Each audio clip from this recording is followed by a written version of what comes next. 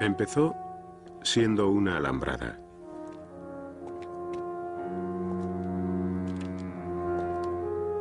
Una alambrada que dividía una ciudad.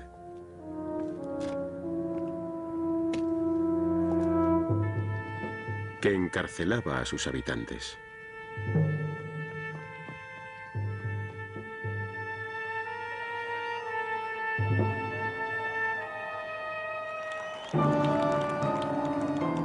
Era el gran símbolo de la Guerra Fría, el muro de Berlín.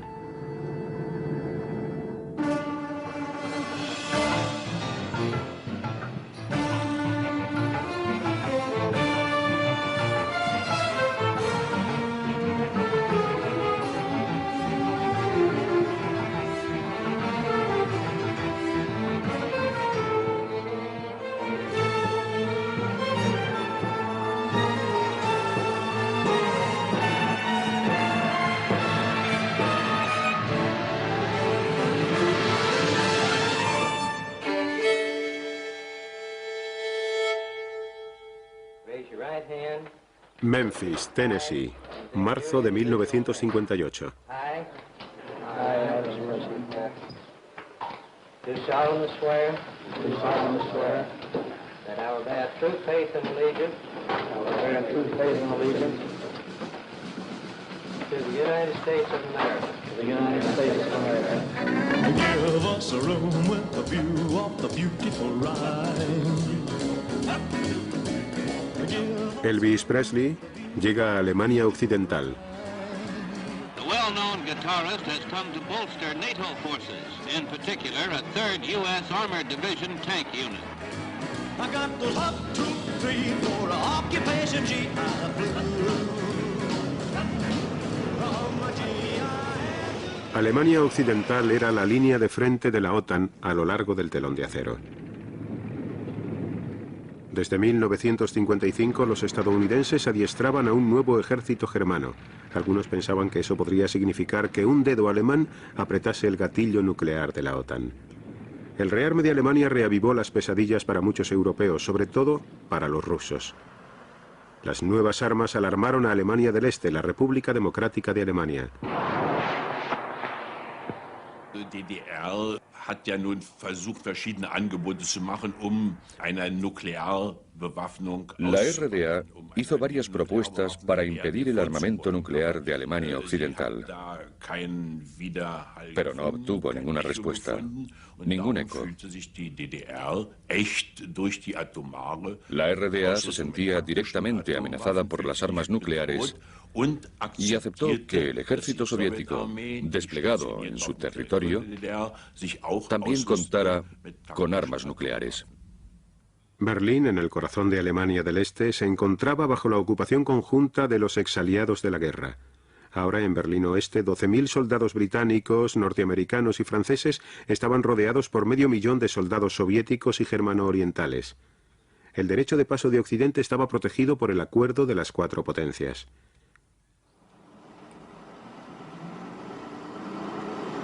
Todos los días miles de personas se movían libremente entre el sector soviético y el occidental. La frontera abierta de Berlín permitía que los alemanes orientales pudieran acceder al glamour de la zona oeste, algo que querían cortar los líderes de Rusia y Alemania del Este. West-Berlin immer gefährlicher wurde für die Existenz der DDR und damit auch für die Existenz des Sozialismus. Berlín Oeste era cada vez más peligroso para la existencia de la RDA y para la existencia del socialismo. Khrushchev propuso crear la ciudad libre de Berlín, con sus propios derechos, con su propia política exterior, su propia policía y unas fuerzas extranjeras simbólicas. Khrushchev opinaba que había que meter presión a los americanos. Y el sitio más evidente para ello era Berlín Oeste. Fue como una especie de terapia de choque por parte de Khrushchev, por así decirlo. En noviembre de 1958, Occidente rechazó la propuesta de Khrushchev sobre Berlín. Khrushchev le ofreció entonces al líder de Alemania del Este, Walter Ulbricht, un tratado de paz. El tratado amenazaba los derechos de Occidente en Berlín. He said that unless agreement were reached, that Berlin would be turned. Dijo que si no se alcanzaba un acuerdo, Berlín pasaría a poder de Alemania del Este en 6 meses. Nos lo tomamos como un ultimátum. Eisenhower pensaba que los soviéticos estaban haciendo algo que en realidad no les interesaba. Opinaba que si llegaba a haber un conflicto real entre Estados Unidos y la Unión Soviética, pasaría rápidamente a una gran escala, a un conflicto mundial que lo absorbería todo. Y ese era el peligro, ese era el riesgo. A new red threat to West Berlin. Khrushchev's demand that the United States, France, and Britain agree to end the four-power pact governing West Berlin, turning it over to Red East Germany, hints a new and major crisis. The Western powers reacted strongly, affirming their determination to keep the city free. It's an outpost in... El secretario de Estado estadounidense John Foster Dulles consultó a sus aliados en busca de una postura común ante la negociación sobre Berlín. Pero las charlas entre Occidente y la Unión Soviética no fructificaron.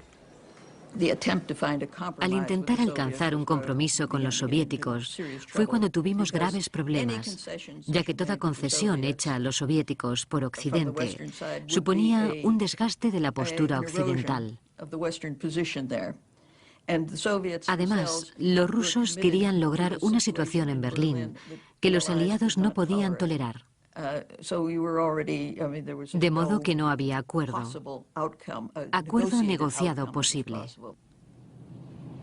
Las charlas convencieron a Khrushchev para dejar de lado su ultimátum y se fue a Occidente. Para el viaje escogió el avión más grande del mundo de fabricación soviética. En septiembre de 1959, Nikita Sergeyevich Khrushchev se convirtió en el primer líder soviético que visitaba Estados Unidos.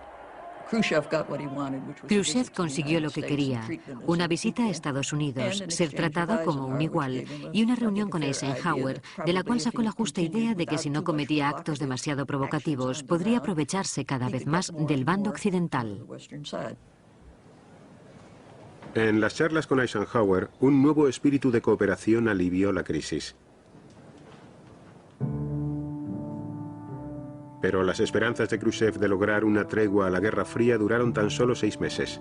En vísperas de una gran cumbre de paz en París, un avión espía U-2 norteamericano fue derribado en espacio aéreo soviético. Khrushchev estaba furioso.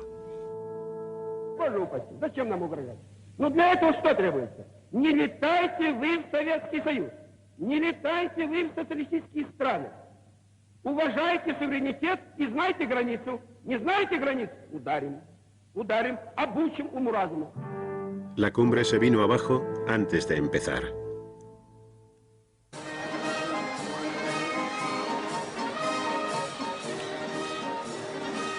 ...1959... Alemania del Este celebra 10 años de triunfos socialistas. Walter Ulbricht, líder del partido, alardea de un rápido progreso industrial y de una democracia socialista que Alemania no había conocido jamás.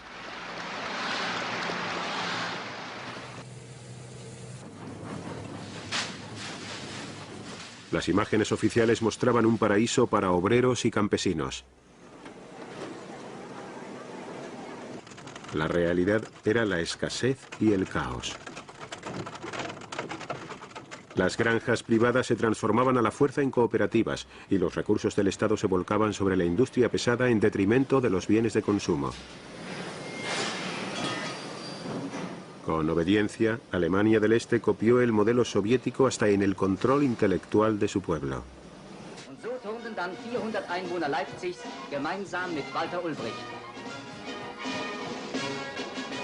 El país, según sus líderes, triunfaba a base de pura fuerza de voluntad.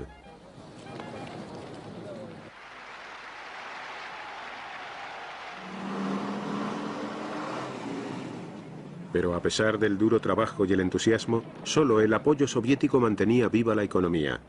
Alemania del Este no podía competir con la creciente prosperidad de Occidente. La gente del Este miraba hacia el Oeste con lo que podría llamarse añoranza. Les hubiese gustado tener las mismas comodidades, los mismos bienes, las mismas oportunidades.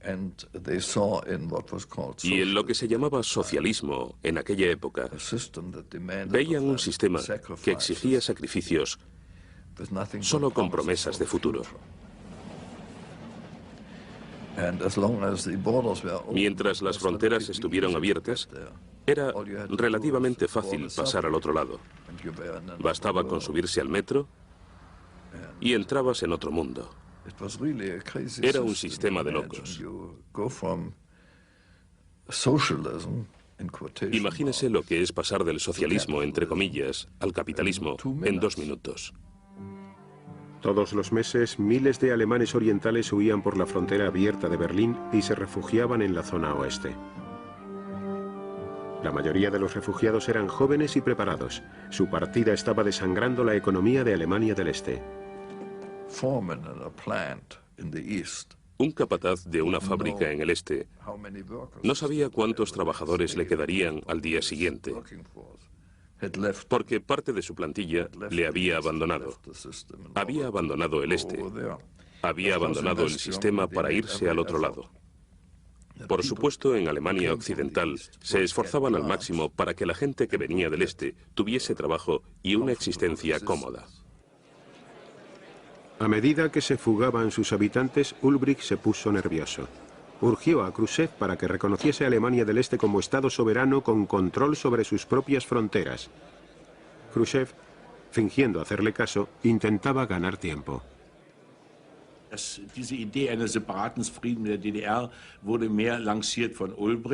La idea de un tratado de paz independiente con la RDA fue iniciativa de Ulbricht, que quería firmar tratados fijos para vincular políticamente a la RDA con otros países.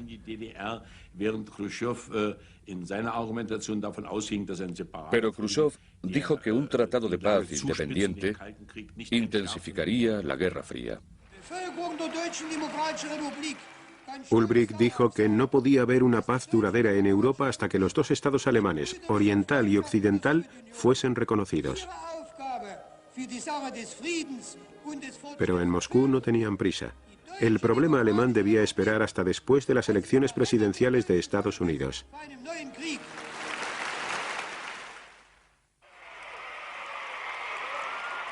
John Kennedy inició su mandato en enero de 1961. En su campaña había abogado por una política exterior más fuerte.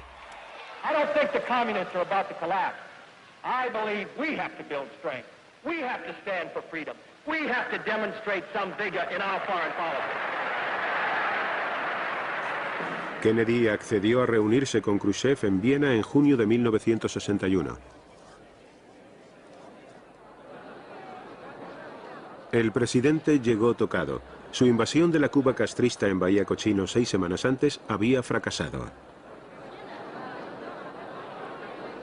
Khrushchev dedujo que Kennedy era débil y decidió abusar del nuevo presidente. Veía que el nuevo presidente era joven, sin experiencia, sobre todo después del fiasco de Bahía Cochinos, y que llegaba con una posición no muy fuerte.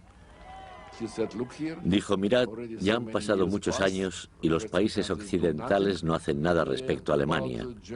El Tratado de Paz y en concreto Berlín Oeste. Así que voy a presionar mucho en este tema en la reunión con el nuevo presidente. Lo que Khrushchev decía era: tenemos rodeadas todas las tropas que hay en Berlín Oeste y podemos ocupar la ciudad cuando queramos. Y la respuesta de Kennedy fue: bueno, es posible, pero hemos luchado en la misma guerra mundial y están allí por la misma guerra mundial, por derecho propio. Se puso muy alterado, muy enfadado. Ese joven no quiere discutir conmigo un tema muy importante. Y eso le puso muy furioso. Influyó muchísimo en su actitud. Así que tenía sentimientos encontrados. Por un lado aceptaba que era duro, pero por otro decía que no era muy listo. Que no entendía bien la política de exteriores.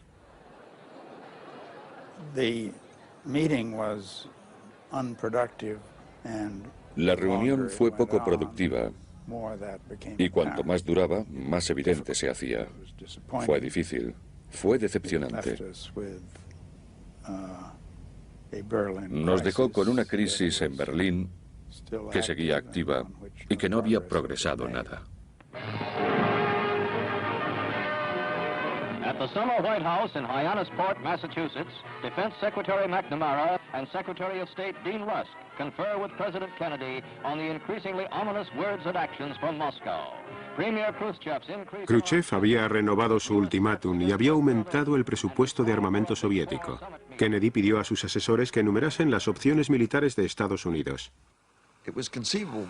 Era posible que solo hubiese dos alternativas: rendirnos o usar armas nucleares, lo cual podría muy bien significar la destrucción del este y el oeste.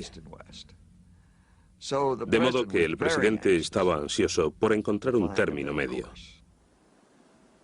En julio, Kennedy pidió al Congreso más fondos para defensa y llamó a filas a los reservistas. The source of world trouble and tension is Moscow, not Berlin. And if war begins, it will have begun in Moscow and not Berlin. For the choice of peace or war is largely theirs, not ours. Of all the presidents in this Cold War period, De todos los presidentes en el período de la Guerra Fría, creo que el que sufrió más el tema nuclear fue Kennedy. Se lo tomó muy en serio y a veces temía que el señor le hubiese puesto en la tierra para iniciar una guerra nuclear. Pero no estaba dispuesto a dejar Berlín al precio que fuera. It would be a mistake for others to look upon Berlin because of its location as a tempting target. The United States is there. The United Kingdom and France are there. The pledge of NATO is there. And the people of Berlin are there. It is as secure in that sense as the rest of us. For we cannot separate its safety from our own. Dejó muy claro que pensaba defender el estado de Berlín Oeste y la presencia de sus tropas.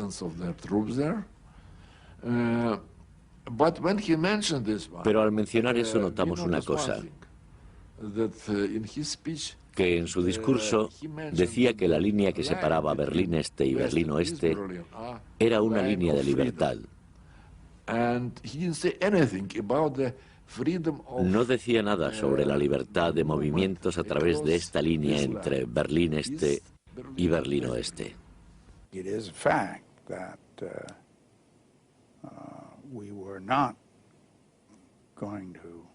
Es un hecho que no pensábamos luchar por lo que los soviéticos hicieran en su lado de Berlín. Y es muy probable que Khrushchev comprendiese esa postura americana gracias al discurso de julio.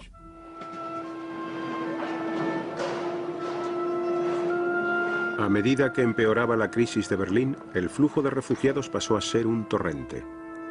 Creció el temor de que Alemania del Este se viniese abajo, arrastrando a las fuerzas de la OTAN y de Rusia a un enfrentamiento. Todo el mundo sabía que algo iba a suceder. No solo por el ambiente, sino porque durante semanas miles y miles de personas habían cruzado la frontera y todos comprendían que de una forma u otra Alemania del Este tendría que reaccionar. En julio, los alemanes orientales estaban desesperados. Suplicaron a los soviéticos que les dejaran atajar el flujo.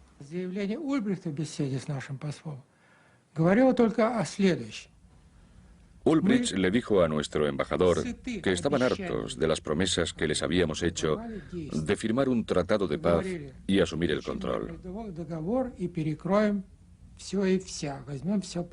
Promesas que les habíamos hecho en 1958, 59, 60 y de nuevo en 1961. Ulbricht dijo que esas promesas solo estimulaban la huida de la población. O actuábamos o dejábamos de hablar del tema. Se intensificaron los controles en la frontera de Alemania del Este. A espaldas de los servicios de inteligencia occidentales, Khrushchev y Ulbricht planeaban medidas más drásticas. Al cabo de un tiempo, llegó una respuesta de Moscú. Nikita Sergeyevich Khrushchev accede a cerrar la frontera con Alemania Occidental y con Berlín Oeste y sugiere que se lleven a cabo los preparativos necesarios. El Ejército Nacional Popular, la Policía Popular, las Fuerzas de Seguridad de Fronteras, las autoridades de transporte, todos se reunieron en la zona de Berlín. Estaban bajo una vigilancia muy estricta y no podían ni llamar a sus familias. Ni siquiera tenían teléfono. Durante 4 o 6 semanas trabajaron totalmente aislados en los preparativos. El 12 de agosto, las fuerzas soviéticas y germano-orientales se movilizaron. A las 23 horas recibimos las órdenes. Nos dijeron que a las 24 horas la frontera con Berlín Oeste quedaría cerrada por las fuerzas militares. Todos los soldados iban armados. La milicia popular disponía de pistolas automáticas y metralletas, cualquier arma que pudiesen conseguir. A primeras horas de la mañana, las tropas de Alemania Oriental estaban preparadas, alineadas en orden de combate por todo el sector fronterizo. Berlín dejaba de ser una sola ciudad.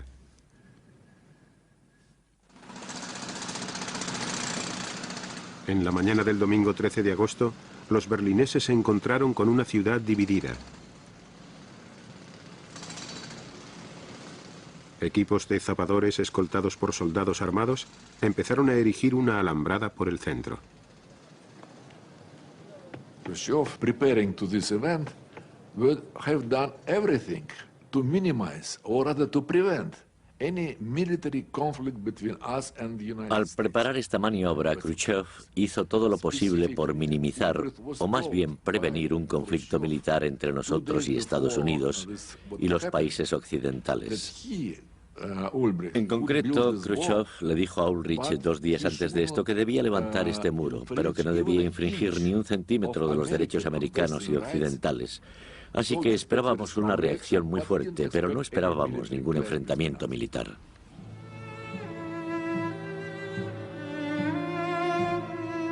La barrera partió a Berlín en 2. Las familias quedaron destrozadas. Mi padre me despertó y me dijo, ¿sabes que han cerrado la frontera? Era incomprensible. Era muy raro. Entonces llegó mi madre llorando con mi hermana mayor y yo pensaba, ¿cómo vamos a recuperar a mi hermana? Aquel verano mi hermana estaba en casa de mi tía a las afueras de Berlín Este. Cogimos todos el S-Bahn y aquello era un auténtico caos. Era terrible. La gente lloraba, gritaba. Algunos tenían miedo, otros estaban furiosos. Y recuerdo que tenía mucho miedo de no volver a ver a mi hermana, de haberla perdido, digamos.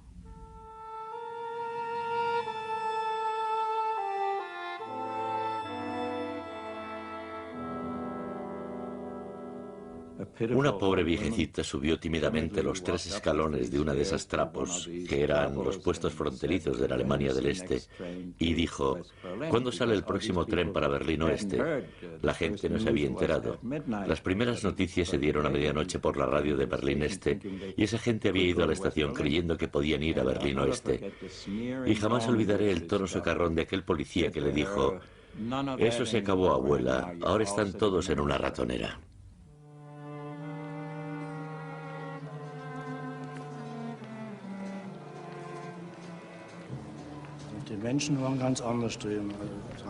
La gente nos insultaba. Creíamos que solo cumplíamos con nuestro deber, pero nos estaban increpando por todas partes. Los de Berlín Oeste nos gritaban y los manifestantes del Este nos gritaban. Nosotros estábamos allí en medio. Estaba la alambrada, nosotros, los guardias, la gente de Berlín Oeste, la gente de Berlín Este. Para alguien joven era terrible.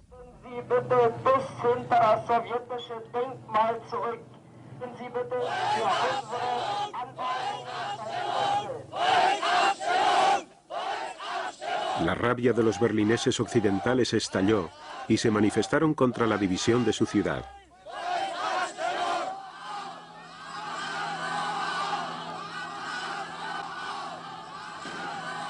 Creían que los aliados occidentales no permitirían esas barreras.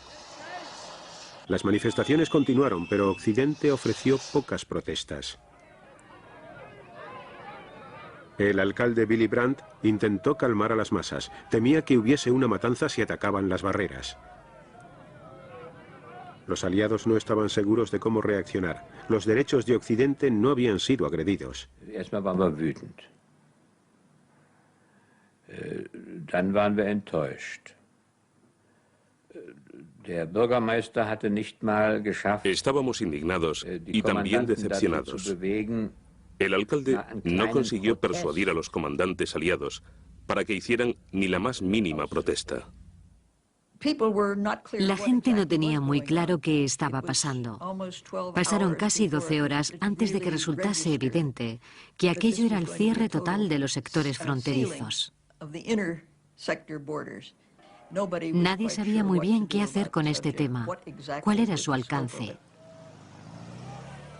El enfoque de todos los estrategas se basaba en la amenaza, en la posible necesidad de adoptar medidas militares para frenar un avance soviético sobre Berlín. Y de repente todos se sintieron aliviados al ver que los soviéticos habían dado con la forma de resolver su problema de los refugiados sin infringir los derechos aliados. Para los aliados, el cierre de la frontera estabilizaba la tensa situación de Berlín. Fueron los berlineses de a pie y sus familias los que pagaron el precio. En Berlín Este, un soldado vio su última posibilidad de escapar.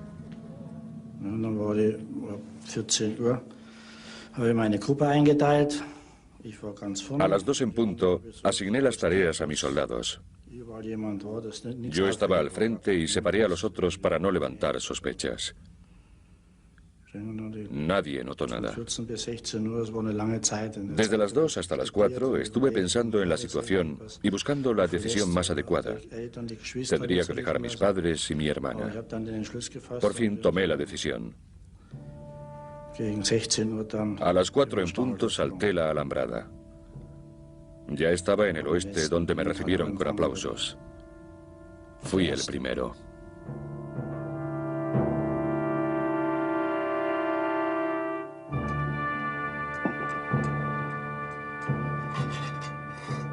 Tres días más tarde, los bloques de cemento empezaron a sustituir a las alambradas.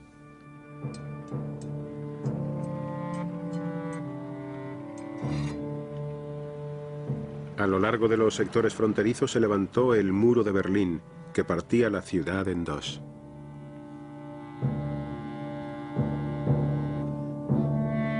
En Berlín Oeste, la moral estaba por los suelos. La confianza en la protección aliada se desmoronó. El alcalde Willy Brandt envió una carta furiosa al presidente Kennedy exigiendo una reacción. Die Idee war eben, nachdem auch in Washington nichts passierte, die ganz unaufgeregt waren. La idea era que como no se había producido una reacción desde Washington, debíamos dejarle claro al presidente que podía darse un hundimiento de la moral, una pérdida de confianza. Había que hacer algo más que una protesta. Creo que decir que estaba furioso es suavizarlo mucho. Se puso... Kennedy sentía que había demostrado estar preparado para ir hasta el borde de la guerra, puede que incluso más allá, por defender a Berlín.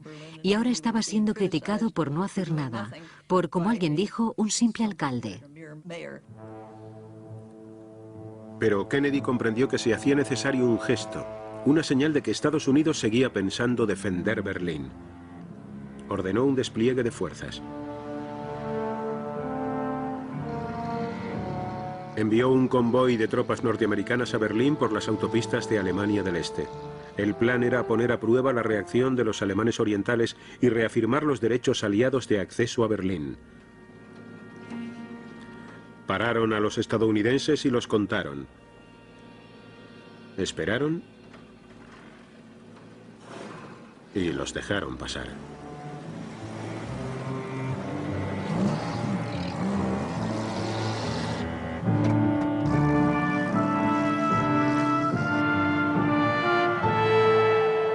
Las tropas llegaron a salvo.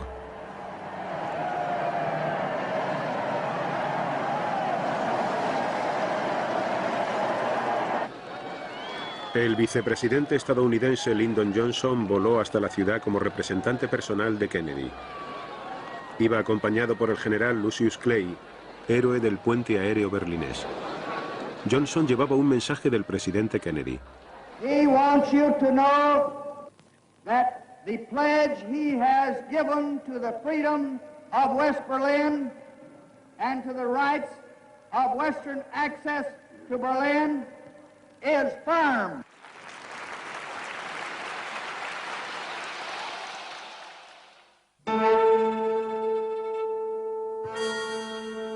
En el este, la gente se jugaba la vida por huir a través de los últimos resquicios de la barrera.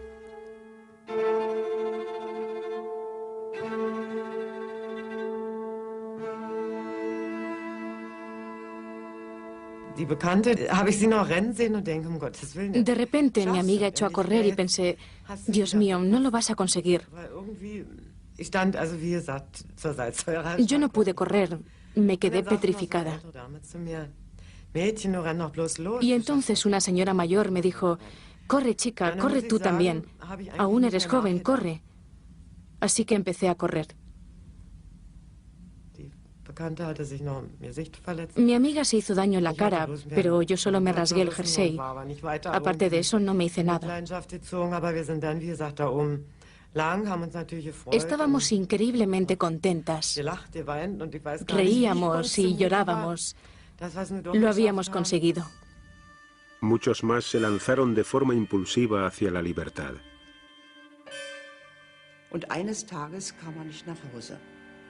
Un día no regresó a casa. Le esperé y le esperé. No vino aquella noche ni al día siguiente. Y yo pensé, ¿qué habrá pasado? Entonces vino mi cuñado y me dijo, ¿no lo sabes? Está en el oeste. El mundo se me vino abajo. Tuve que recoger sus cosas en el trabajo. Era como coger las pertenencias de un muerto. Más tarde, Heinz Carstens ayudaría a su mujer a escapar.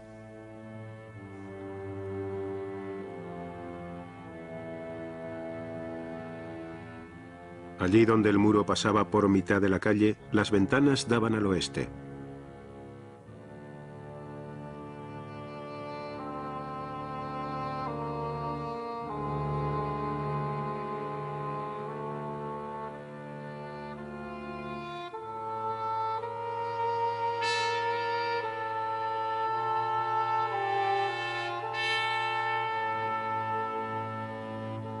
Ayudar a escapar a la gente pasó a ser una tarea rutinaria para los bomberos de Berlín Oeste.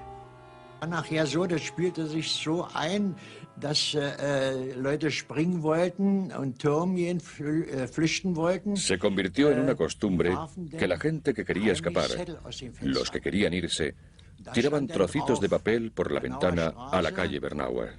Die Nummer, die Hausnummer. En el papel ponía el número de la calle, el piso, la ventana, segunda o tercera ventana y la hora, por ejemplo, las 10 en punto en que querían saltar. Tossing belongings from the window of an apartment overlooking the western border and freedom, an escapee is prepared to jump to safety into a net held by police and firemen of West Berlin.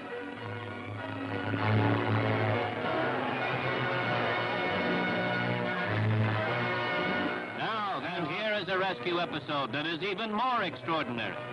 An attempt is being made by sympathetic Germans to assure the escape of a brave woman. While communist police try to pull her back through the window, below there is freedom's grip. A blood-chilling sequence that the News of the Day camera follows to its dramatic conclusion.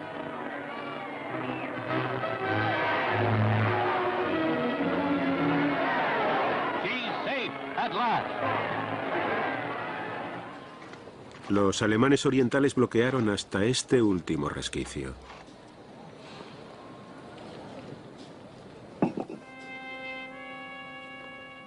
La gente cruzó lagos y canales, trepó a los árboles, se ocultó en coches, trepó por barreras en llamas. Cientos fracasaron, muchos murieron.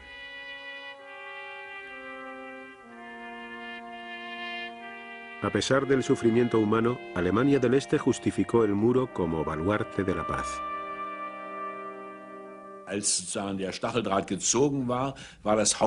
Cuando levantaron la alambrada, el principal argumento fue que se había logrado la paz. No era por los problemas internos. Ulbricht había corrido un velo de silencio sobre los problemas económicos. Siempre se hablaba de la barrera antifascista. Esa era la descripción oficial, el baluarte protector.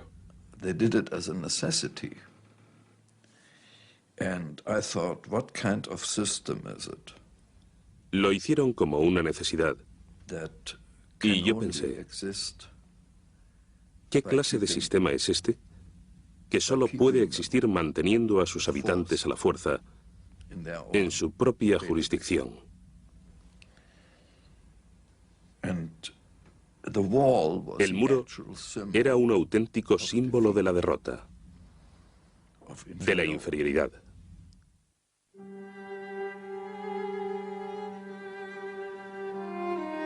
Las huidas prosiguieron. Los asesinatos prosiguieron. Se cortaron las líneas telefónicas. Ahora las dos ciudades ya no podían hablarse.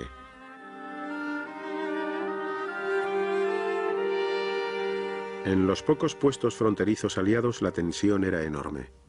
En octubre, un diplomático estadounidense fue parado por los guardias de Alemania Oriental cuando cruzaba para dirigirse al teatro en Berlín Este.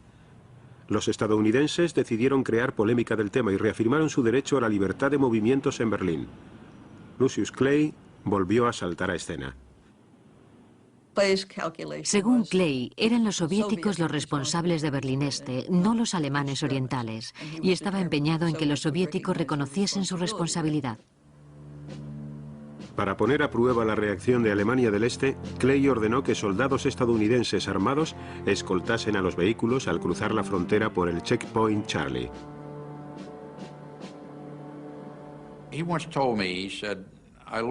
Una vez me dijo, algo que aprendí muy pronto en el juego de negociar con los rusos es que solo comprenden una cosa, que es la fuerza, el poder. Jamás debes negociar ni tratar con los rusos sin tener una posición de fuerza. Para reforzar su argumento, Clay puso a sus tanques junto a la frontera.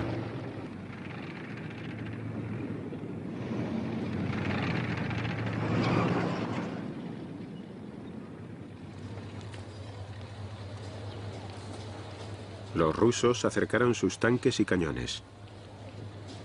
Ambos bandos se apuntaban mutuamente. Sonó el teléfono en el puesto de mando y dijeron, quiero hablar con el general Clay. Y yo contesté, no está, ¿quién es? Me dijo, soy el oficial de la policía militar de Checkpoint Charlie. Santo Dios, los rusos han desplegado sus fuerzas, tienen tanques. Me dijo, el globo está a punto de estallar, esto va a salpicar. La situación era peligrosa.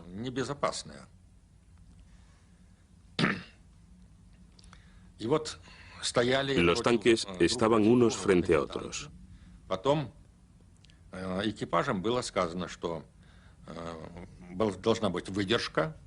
Ordenamos a los soldados que se contuvieran, que no hiciesen la menor provocación.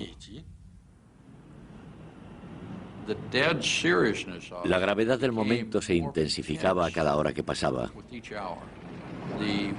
Las fuerzas occidentales se pusieron en alerta.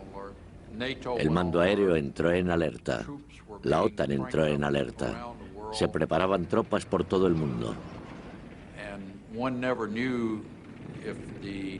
Y nadie sabía dónde saltaría la próxima alarma si la intensidad de la situación en Berlín escalaba.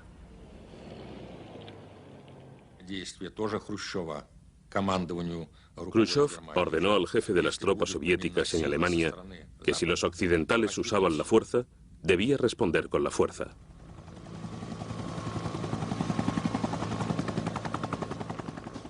Я как раз сидел в генеральном штабе, когда проходил съезд. Yo tenía un teléfono en un oído recibiendo información del cuartel general del ejército soviético en Alemania. El otro teléfono estaba conectado con el Kremlin. Nada más recibir la información, le transmití al Kremlin lo que sucedía en la Friedrichstraße.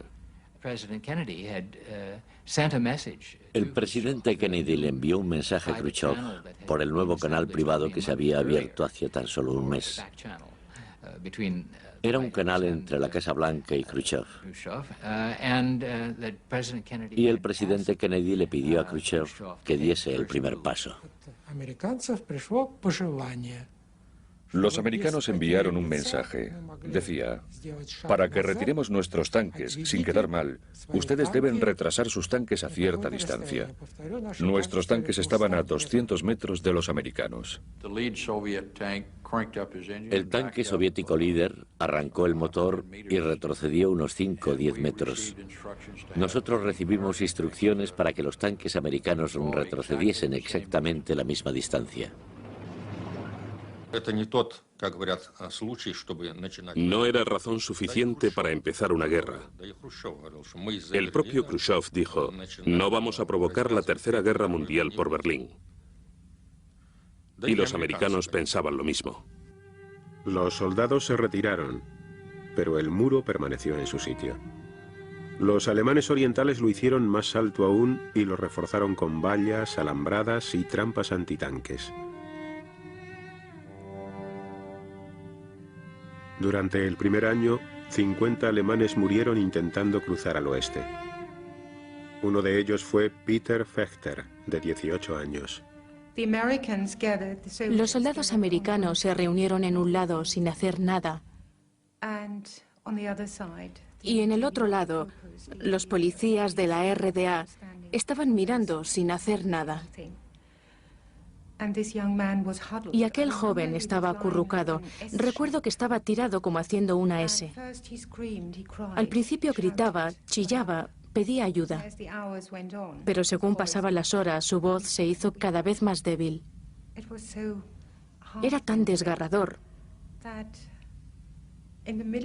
que en medio de la nada hubiese un ser humano muriéndose, con dos grupos enfrentados y demasiado temerosos de actuar por miedo a la reacción de los otros.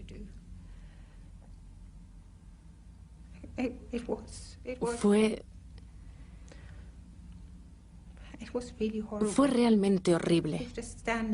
Estabas ahí de pie y pensabas, se está muriendo y no puedo hacer nada. Jamás he estado en una situación, ni antes ni después, en la que ves a una persona muriéndose y no puedes hacer nada. Seguro que todos los que estaban conmigo sentían lo mismo.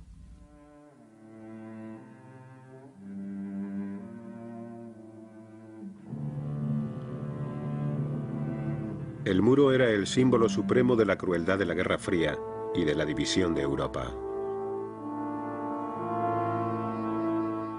El mensaje era amargo. Occidente lamentará todo lo que suceda tras esa línea, pero no interferirá. The wall was a way out, really, for Khrushchev. En realidad, el muro fue una salida para Khrushchev. Y aunque el tema de Berlín siguió presente, ya no era un estado de crisis como antes del muro.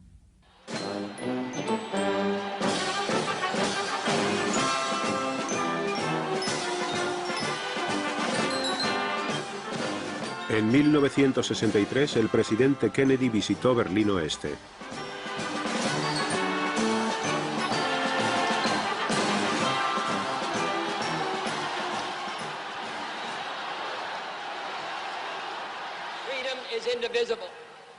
And when one man is enslaved, all are not free. When all are free, then we can look forward to that day when this city will be joined as one, and this country, and this great continent of Europe, in a peaceful and hopeful globe. When that day finally comes, as it will, the people of West Berlin can take sober satisfaction in the fact that they were in the front lines for almost 2 decades.